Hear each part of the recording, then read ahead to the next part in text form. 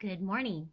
So this morning I wanted to do a devotional with you.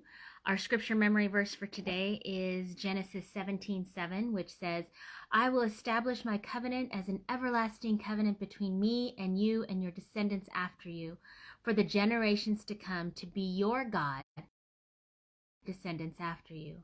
So the attribute of God that we see in here is that when we trust, is that God is to persevere. God is a perseverer. Perseverer.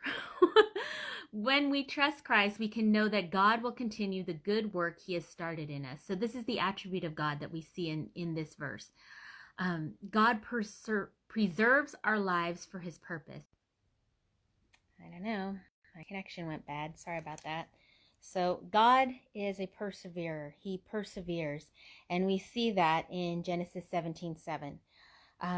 When we trust Christ, we can know that God will continue the good work he started in us.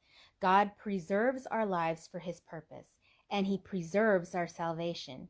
Jesus promised that no one can take you out of God's hand. No temptation, no failure, no person, not even Satan, God's children to lose their salvation. So God preserves us so he will accomplish his purpose for us because he is our perseverer. When we can't persevere, God still perseveres. And because that, we can trust him with our lives. The principles that we can gain from this are that God perseveres to keep his word and grow our faith. And God can be trusted to do the impossible for his glory. And God helps us overcome our fears through faith in him. I apologize. My internet has just been really bad this morning. So one more time with the scripture memory verse, "I will establish my covenant as an everlasting covenant between me and you and your descendants after you for the generations to come, to be your God and the God of your descendants after you." Genesis 17:7. And thank you for watching, Becky and Nancy. And I hope you guys have a very blessed day and allow God to be your perseverer.